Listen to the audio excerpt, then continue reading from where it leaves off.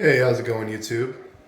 Thank you for checking out my channel and for taking a look at this review. Today I'll be reviewing the SSP18 by Novritsch. Just a little background. I purchased this gun about a year ago. I had previously had a few Glocks before that, a WeTech G17 MOS, and I also had a really old KJW Glock, I believe it was. And I didn't really have a great experience with either one. Both of them needed upgrades, and even after the upgrades, I felt like they never really performed as well as I wanted. I had replaced the inner barrel and hop up bucking and hop chamber for the WeTech, as well as some springs, recoil spring, things like that. And it just never really performed the way I wanted it. So I was in the market for a handgun, a sidearm that was pre-upgraded. And I typically snipe, so my main gun that I use is a sniper rifle. So I wanted something that I knew was going to be good, was going to have upgrades, and potentially was going to have the ability to go automatic. So at the time when I purchased this, I actually was running an SSG10 from Novritsch. I had purchased secondhand, and figured why not take a look at what he had to offer. And so that's when I found this gun. Now, before we get into anything for the review, I want to acknowledge the fact that there is a lot of controversy around Novritsch. There's a lot of controversy around his products. I am aware that this is not manufactured by Novritsch and that the OEM is KJW. But for this review, I will be reviewing the SSP18. I'm not here to review Novritsch's business practices. I'm not here to review his popularity amongst the airsoft community. I honestly, at this point, it's not important for me within the scope of reviewing this product that I own. So I just wanted to get that out of the way. I know there's a lot of people who have a lot of strong feelings about Novritsch and his business. I personally don't really care all that much. I just wanted something that was going to be upgraded, that I didn't have to really mess with a ton out of the box. So I'll go ahead and get started and clear the gun. All right, there's the magazine, chamber's empty. And for when I purchased the gun, I actually purchased 2 CO2 magazines. I like CO2. I've run both CO2 and green gas in the past, and I just felt like CO2 was going to give me more consistency. I wasn't going to have to worry about it as much during the winter. The problems with green gas during the winter really kind of turned me off from it as an option. But I do actually run a green gas mag with this gun. I have 2 of these. One of them's broken right now, but this is actually a WeTech Glock mag, or G series, I guess is what they call it. And this will fit and lock in place to the SSP18. I'm not going to rack it because it does have BBs in it, but as you can see, it seats and it works just fine. Mag release, the whole thing works just fine. Novritsch also sells green gas mags for it. I'm assuming they're probably the exact same as the WeTech mags or any other G series mags. Obviously, I purchased the gun in an OD green. There was tan, black, OD green. I think that was it. I think there was 3 color options at the time. So I thought this looked pretty good, and I actually do like it. In person, it's darker of a green than it looks on camera, but yeah, it's a nice green. Okay, so we'll go ahead, and what I'm going to do is I'm going to go over the pros and the cons of this gun, and I'm going to start with the pros, so we'll get the good news out of the way first. So one of my favorite parts about this gun is the trigger. For anyone that's been playing airsoft for a while, you guys know that airsoft triggers are typically pretty abysmal. AEG triggers are completely electronic typically, so there's really no feedback, there's no wall or anything like that to break like on a real firearm. And just as a caveat, I actually carry a Glock 19 as my everyday carry gun. So having a Glock series airsoft gun with realistic slides, manipulation and trigger and mag release and sights and all that kind of stuff, that was going to be a major pro for me because it was going to be similar to what I'm used to carrying. So having had my own AEGs and HPA guns and Springer guns in the time I played airsoft, I've been playing airsoft since 2005, so I've had quite a few guns. The triggers have always been pretty much just a means to an end, not really very enjoyable or not a lot of feedback, but I'm pleased to say that this trigger is actually pretty great for a airsoft trigger. So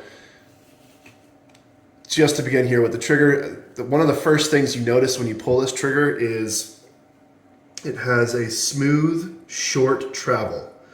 So obviously you can see this is just like a normal Glock where it has a little safety dingus here. This is essentially a trigger safety. For those that don't know, if this is not depressed, the trigger will not go to the rear. And the nice thing about this is this actually functions. So if I pull this trigger without compressing that dingus, I don't really know the exact word for it, but that's kind of what we call it in the gun community. The dingus, it will not break the wall. It will not fire. So that's the only real safety on this gun, other than just not pulling the trigger. There is no external safety. This is the fire selector up here. So it has a short travel. So I'm going to depress the safety dingus, and that's the amount it travels. So from here to there, that's the wall. And it's a very short travel, very little resistance. So it's a great staging for when you hit the wall. So that brings me on to the next part of the trigger. The wall is very pronounced. When you hit the wall, you know you're going to hit the wall. My WeTech Glock, when you would pull the trigger, there would be a wall, but you would just kind of pull through it. There was no real difference in pressure that was needed to break the wall, which for airsoft is okay, I guess. It doesn't really provide a lot of feedback. The only thing you would get from the WeTech would be the click. But on a real firearm, you want that wall. That wall is giving you the feedback that, okay, if you break this, you're going to be firing off a round. Not only that, whenever you shoot and you go to reset the trigger, you bring the trigger back to that point where the wall is to reset the trigger. So we'll go ahead and break that wall now. So as you can hear, there's a very crisp break to that trigger. Have I felt better trigger breaks? Absolutely. Real gun triggers are going to be better than this. My real Glock's trigger is better than this, but for an airsoft replica, that is extremely nice. It feels like breaking, maybe not a piece of glass, but a piece of plastic. And I know that sounds weird, but typically when people are talking about the break of a trigger, they say it's like breaking through a piece of glass. It's very crisp, very pronounced, very sharp. And I would say that for a plastic trigger in a plastic gun, that's what you're getting here, which is great. So the trigger's broken, a round has gone off, the slide is cycled and come back into battery, and then you bring the trigger back. Oh, I must have missed it. When you bring the trigger back, there. Yep, you'll hear it. So there's an audible click when you reset the trigger. So when that trigger is reset, it's ready to fire again. Now, if you know much about firing handguns, you want to capture that trigger there at that wall so that your next follow-up shot has very little travel. So then you can break it again. And that's just a great, that's a great feeling. There's a lot of feedback there. And I would say it's one of the best parts of this gun is actually the trigger feel. Those of airsofters who aren't used to shooting real guns, this might be a little bit off-putting or challenging the first time, or not maybe beyond the first time. It might be a little bit challenging to get used to, but after you do, you'll appreciate that that wall and that feedback. Another quick note about the trigger is a flat face trigger. So as you can see, there's no rounded curve to this. It is completely flat, which sounds strange, but it actually feels good on the finger. It's just a very flat, even surface, which allows you to, when you're pressing that trigger, it allows you to get a just flat, a more flat and even depress or squeeze to the back. So overall, great trigger on this gun. After looking at pictures of the OEM KGW handgun, this is one of the features that Novritsch changed about the original gun. I have not fired the original OEM from KJW. I cannot say if it's the same exact trigger feel, but what I can say is that it is a curved trigger, so that at least is different. So moving on, not too far from the trigger. The trigger guard is pretty nice. I don't know if you can see here on the video, but right here is a cutout, and then also right here is a cutout. So this is something that most standard Glocks don't come with, but is done by Glock owners. The reason is because when you have your shooting hand, you are able to get a higher, tighter grip up towards the top of the gun. This finger, your middle finger, is able to tuck in closer to the trigger, which then allows you to have a higher and tighter grip on the gun.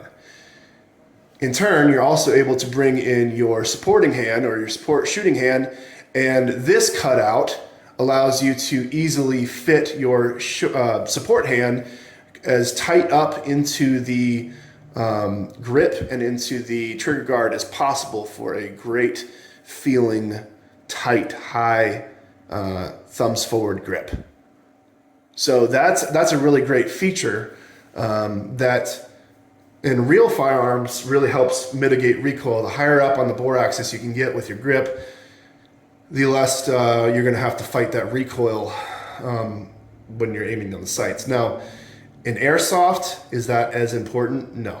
This gun does obviously have a little bit of recoil, but either way, it's a nice feature that I haven't really seen on any other airsoft replicas, unless it's done by the owner. Now, I will say this is another thing that was done, I believe, custom by Novritsch's team, or at least they requested it of the OEM. I don't believe the original model had that on the frame and on the trigger guard, so that is another difference. Speaking of the frame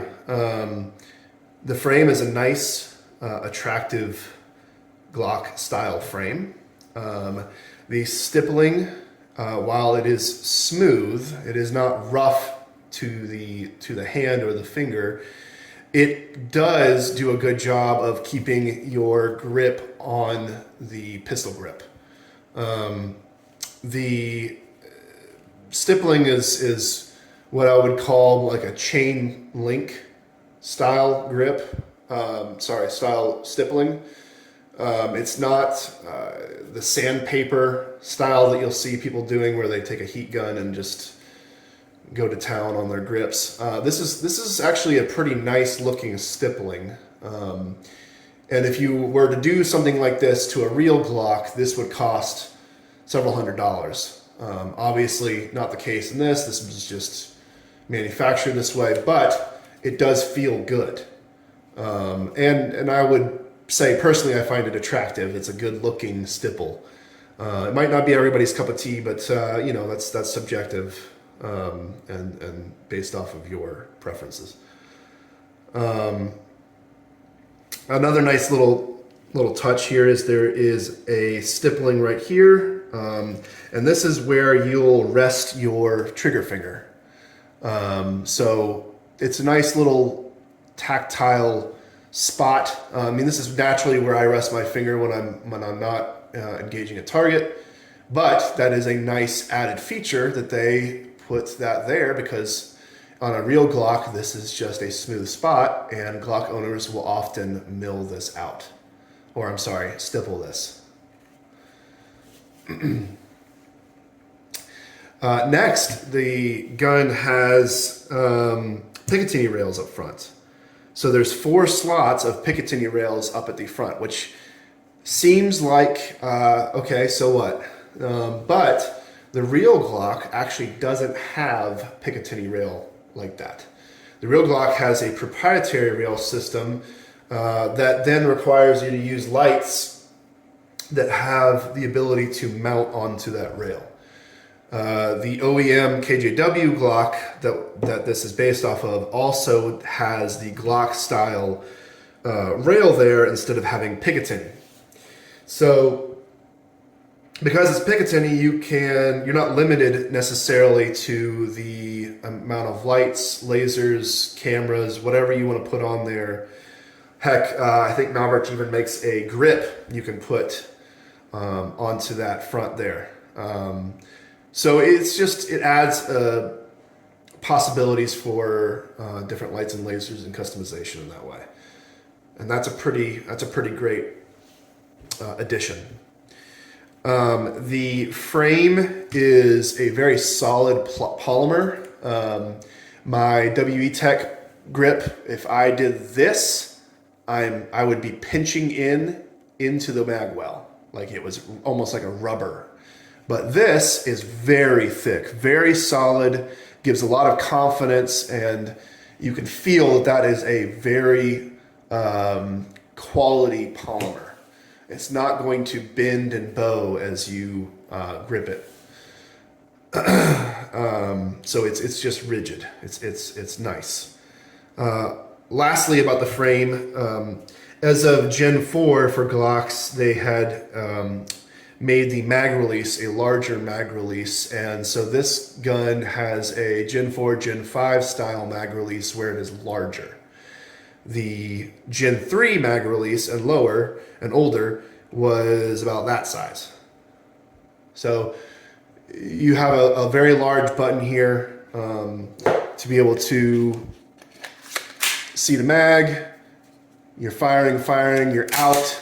You can easily drop that mag with that button, and you're not going to be searching around for it, or you're not going to have to break your grip to really push it down. It pushes very easily, and it really is a great mag release there. The SSP18 has your normal takedown lever for the slide. So you pull this down with your fingers on both sides, and then you push the slide forward and it will come off the frame. You also have your standard slide release that is just on the left side for right-handed shooters only. All right, so moving on to the slide. The slide I like. It's good looking. A premium feature is that it has front slide serrations. This was not a common feature of handguns for a long time. And personally, I like to get I have an optic on my real Glock, so I'm used to coming in and racking the slide with front slide serrations. I like that. I like to be able to press check.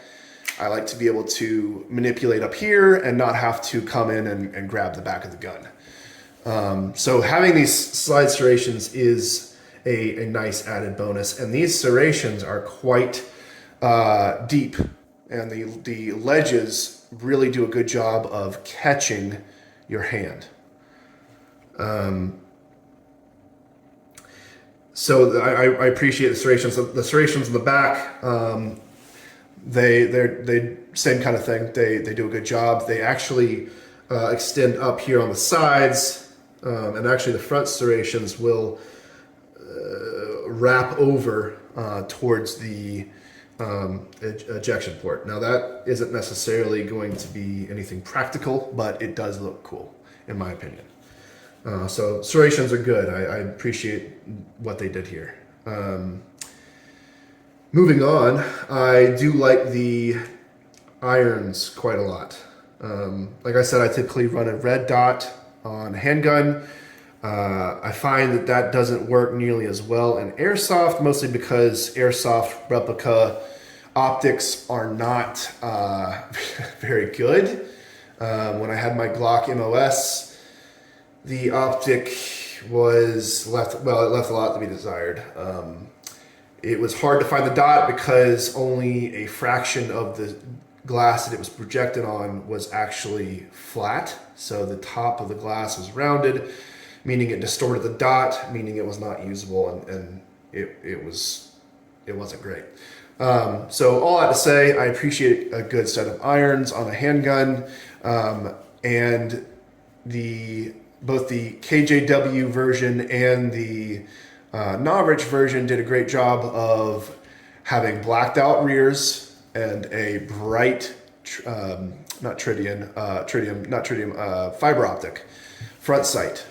For those that don't know, blacked out rears is actually these days the most popular type of rear iron sight setup. You might have blacked out with small tritium vials in the back that, but they don't have any paint or anything on them.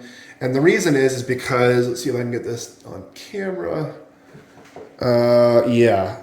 So these sights are great because, and it's kind of hard to see on camera. Let me see if I can refocus just a bit. So when I am using this gun and I go to aim down my sights and get my sight picture, this thing is great because this front green sight really pops, really stands out. So yes, it is not a red dot, but it is, I would say, the second best thing because it's so visible. And in the daylight, it is very visible. I mean, you can see my lighting in here is not super bright. I mean, it's okay. It's natural light. But when I'm outside, this thing is shining like a red dot almost. I mean, not the color, but it is that bright. And I really absolutely am very happy they did that instead of just using a painted white or a painted color. That's a nice attention to detail and a nice user improvement. That just makes, as a user, that makes things a lot easier. So it's actually, I believe, a real piece of fiber optic there. So it does do a great job. So moving on from the sights, I do like the Selector Switch. It has a very positive click to it. So this is for semi, and this is for automatic. You're not going to accidentally trigger this selector switch. It is going to stay in semi unless you actively want to put it in automatic. That's nice. A lot of even higher end airsoft guns I've used, the selector switches have been loose and will switch to different firing modes by just getting bumped by small amounts of force. Another nice thing about this is it's low profile. It's not sticking out a bunch. It's not really raised off the slide. If you can see it here, it's just a small, very flush piece of metal that's the selector switch. So it's really nice. Going on to the front of the slide, the barrel is nice. It looks good. It's got that classic Novritsch fluted spiral look. And I think he's doing this to most of his guns these days. The look doesn't really offer any kind of performance improvement or anything like that. I mean, it might shave off a tiny amount of weight, but that really, it's not a heavy gun to begin with. Something to be keep in mind about this gun is this is actually a fixed barrel. It is not a tilting barrel action like a real Glock, which is not as close to the real counterpart, but it does allow for a little less wobble in the barrels, in both inner and outer barrel. And it also allows for you to attach a suppressor, which if you've ever shot a suppressed Glock, you know can be a finicky thing, because with a tilting barrel, suppressors add a lot of weight to the front here, and it can cause a lot of cycling issues with the real steel counterpart. I don't really care about the windows cut out here at the top and on the sides. Honestly, if I could change something about the slide, I would actually probably remove those cutouts. This is not a heavy handgun. It wouldn't be heavier with a little bit more metal on there. And what that ends up doing is just being able to produce or introduce dirt and grime into the action of the gun a little bit easier. And for this kind of gun, you know, this is not a competition gun. You're going to be crawling around in the mud and the dirt, and this thing has gotten quite filthy in the past. So having that opening for dirt to make its way into my gun, not a big fan of that. So I would really prefer if that wasn't that way. Lastly, on the slide, which is a part of the barrel, obviously, or the barrel is something I'm reviewing part of the slide, but we have the stock threaded barrel. So the outer barrel is threaded, and you can see the inner barrel comes right to the end of the threaded outer barrel, which is a nice touch. It could have come back to here, but they actually just gave that little bit more space. Looks like nice crowning on the barrel. It's kind of hard to tell, but you can see it comes threaded. And one thing I love that they included was a thread protector cap. They didn't have to do that, but the fact they did is great. And so you can just slap this back on here if you're not going to run a suppressor, which I don't on this gun, and boom, that big orange tip covered up already. Don't have to paint it, don't have to worry about it. Okay, so I think that's about all I could say about the slide. The last section we'll discuss for the pros of this gun is I would say that the performance overall is quite good. This has a Autobot 50-degree silicon maple leaf Autobot bucking in it. Believe the same one that the SSX23 uses, and it is quite a good hop rubber from what I can tell. This thing can hop BBs really well.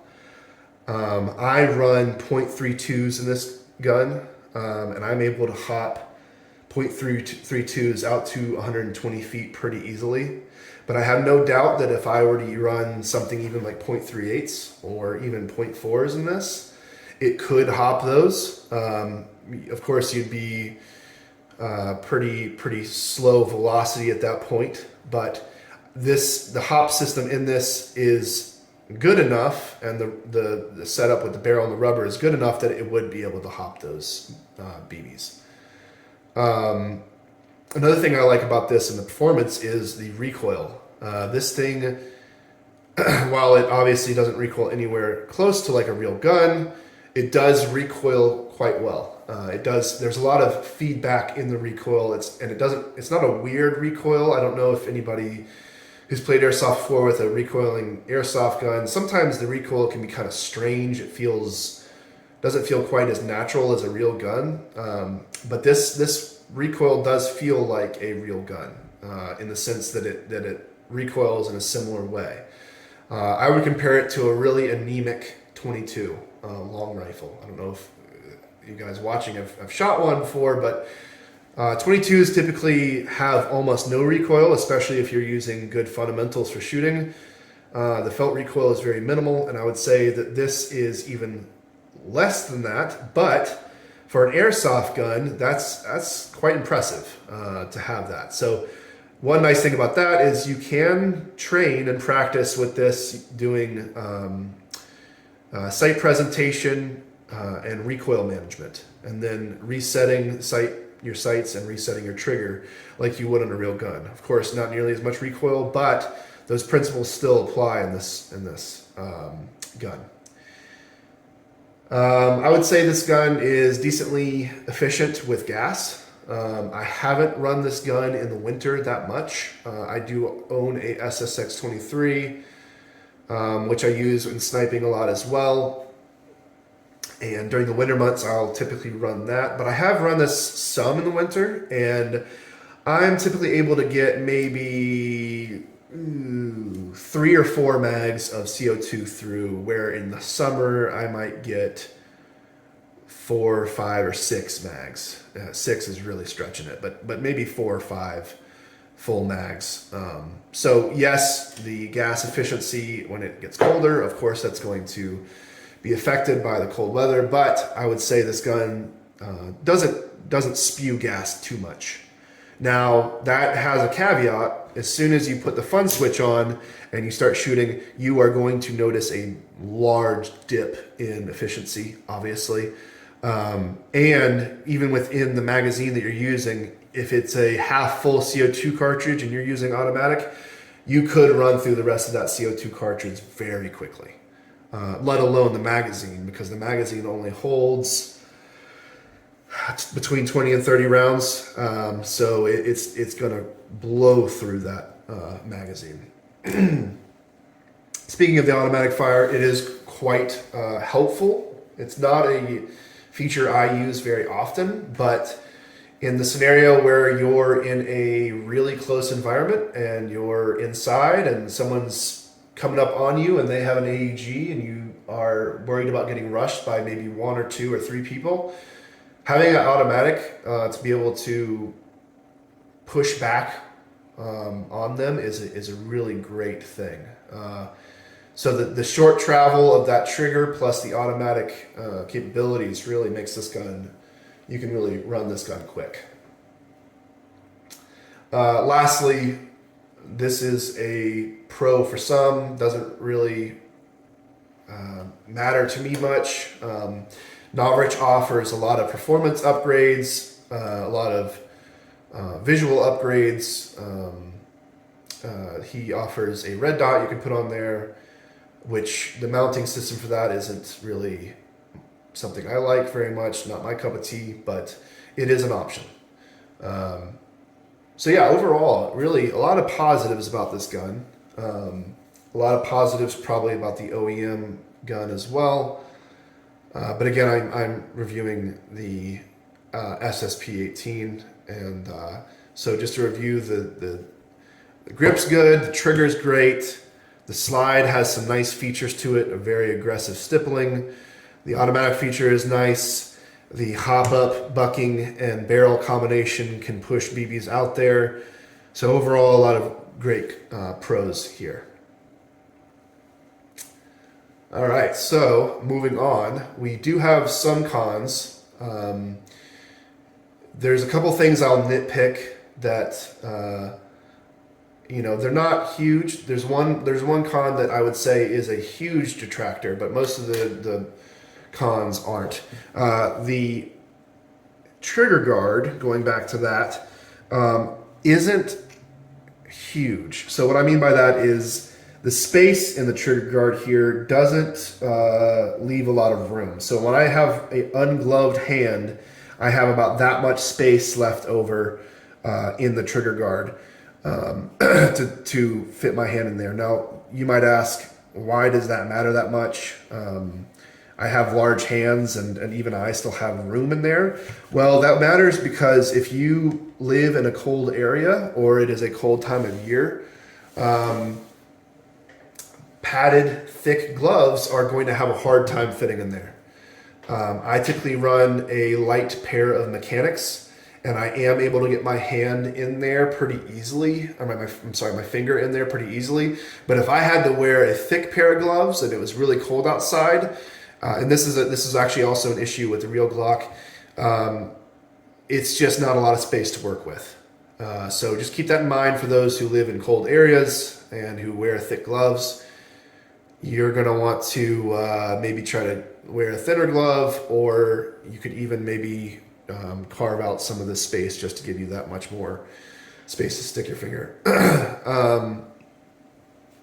Another con is, and this is kind of a con for the real Glock too, the takedown of this gun is not super easy. So you depress these. There's a switch here that you push down, and you actually have to push it down on this side as well. Typically with a real gun, with a real Glock, that's very stiff. So there's a certain way you do it, and I'm trying to remember because I haven't done this in a while. But what I do is I will just depress these at the same time. On the real Glock, you actually have to pull the trigger and then push. But on this one, you don't. But you do have to push the slide forward. Now on mine, as you can see, I'm pushing forward, but it is not budging. So what I have found is that this gun, even if I lube the rails in the frame and on the slide, it's still quite stiff. So what I have to do is I essentially have to pull these down and then give it a thwack.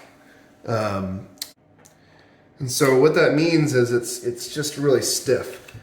And it's a nitpick that doesn't really affect function, but it does annoy me. And it is something that when you're in the field can be frustrating, because to access the hop up, you have to take the slide off the frame, and the hop up is here.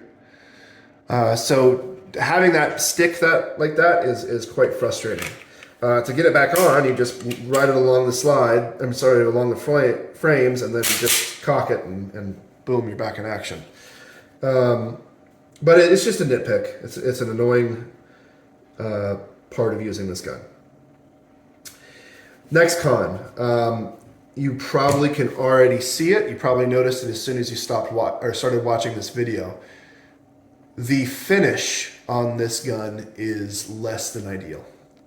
As you can see, there are scratches, wear marks, places that have just rubbed off all over the slide. Now that is bound to happen, especially on airsoft guns that the companies spend as little as possible to finish their guns. But to me, what this seems is that they had a raw piece of metal and then they simply painted it. If they use some sort of finish on this, it is a really crappy finish. So really not impressed with that, especially because as the paint scrapes and rubs off, it just exposes silver raw metal underneath it, which just does not look good. It's really not a good finish, and what it means is I'm going to end up having to paint this slide eventually, which I have plenty of experience with that. I don't have a problem doing that, but for those that don't, they're either going to just leave this thing looking ragged, or they're going to have to try to paint it themselves and then potentially screw something up. So that is something to keep note of. These are from like holster wear, but the rest is just from general use. So far these cons are mostly just aesthetic. Nothing that is, the takedown is not, but it's not really a big deal.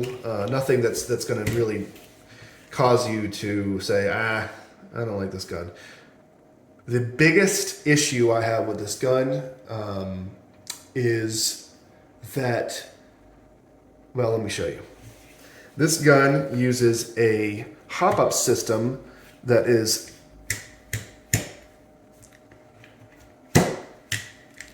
hold on for just a second.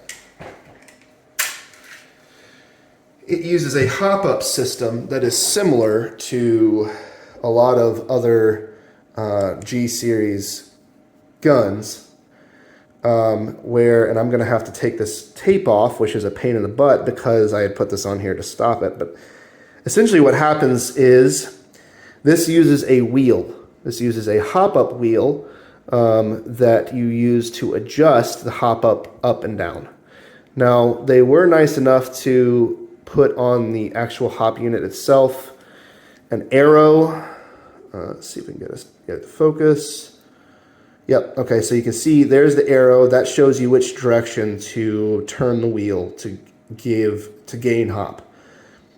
But as you can see, there's this tiny wheel here.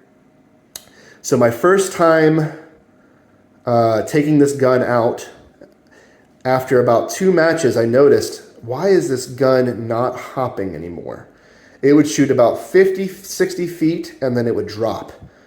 And I took the gun down in the field, which again, as I said before, huge pain in the butt. And went to go mess with the hop up and noticed that the hop was all the way off. And I had not touched the hop up since I went out that day. So what happens with this gun is, because it uses this wheel system, it ends up backing itself out. Either the BB's traveling through the barrel and pushing on the bucking pushes this wheel back and backs itself out, or the recoil from this gun will move that wheel ever so slightly and back out the hop up. This is a huge con in my mind, because I don't want to have to adjust the hop up of my handgun in the middle of a match. For my handgun, I want to be able just to pull it out and rock and roll. I don't mind maybe messing with my sniper rifle's hop up every now and then to try to make sure the trajectory is a little bit flatter, or to dial it up or down. I have a TDC on my sniper, so it's a lot different thing. But with my handguns, I don't want to have to mess with them. And having to go in after matches and seeing if, wow, is my hop up actually set correctly, that's a huge pain in the butt. And to me, that is a major con. I don't know, you might have experience with the Novritsch SSX23. His SSX23 has a top-down center hop-up adjustment on the top. What this means is you take an Allen key and you twist it left or right to add or take away hop. Not only is this a more superior type of hop up, it means A, you don't have to take the slide off, and B, it is much less likely to back itself out. It uses the pressure of a screw and other things inside the hop unit to secure itself down. Why they did not include a TDC with this gun baffles me. The SSX23 is cheaper than this gun, and it came out, I believe, at least a year before this gun. I think it's more than a year. And yet they did not include a TDC on this gun. Huge missed opportunity there. And that, to me, is one of the big detractors from this gun. Now, with that said, there are fixes for this. There are, apparently, I've talking to some people on Airsoft Sniper Forum, you can actually add an O-ring to the wheel. You have to take the hop up down and add an O-ring to the wheel of the hop up to put more tension on that wheel, which is fine, and that's what I'm probably going to end up doing. The other option is Novritsch, and this is the kind of thing that kind of pisses people off, and I get it, I understand. Novritsch offers a barrel, an outer barrel, and hop combo that has a TDC in it. So, for this gun, you can purchase a TDC barrel for almost, I believe it's $35. That is ridiculous. This gun was $200. There is no reason that this gun should not and could not have come with a TDC. And having to go in and purchase another part to throw in there and make this original barrel pointless, to me, seems like a bad idea at best. At worst, it seems like them trying to make a little extra money. Anyway, that's my main con for this gun. Does that make this gun unusable? Absolutely not. This gun is an incredible performer. Again, I could hit 120, 130, 140 feet with this easily. As you saw, I put some tape on the hop-up wheel. I also marked the hop-up wheel. The tape has actually seemed to prevent the wheel from moving freely, which, you know, I'm gonna do the O-ring mod, but that is a temporary fix. But I should not have to do that for a gun at a premium price. $200 isn't much for a primary. $200 isn't much for an AEG or a gas blowback or a bolt gun. It is a lot for a handgun, and I should not have to do that. Anyway, those are my main thoughts on this gun. Overall, I do feel positive about this gun. I do feel like it's, for me, worth the price, which yes, I know I just went on a tangent about a con that it has.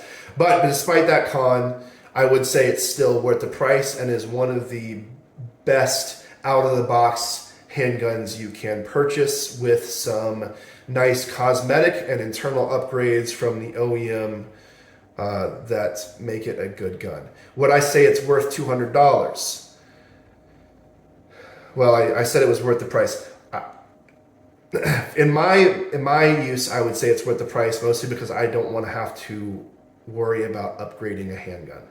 Would I say it's worth the price in general of $200? No. I would say $150 would be more along the appropriate price for this gun.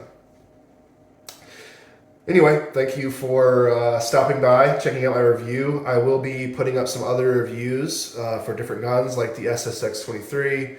I believe I might be reviewing my Silverback TAC-41 and my Wolverine MTW in the future. And I hope to be actually doing a VSR 10 build here on this channel soon. So please, if you liked what you saw, please like and subscribe, hit the bell button so that you get notifications for my videos, and have a great rest of your day.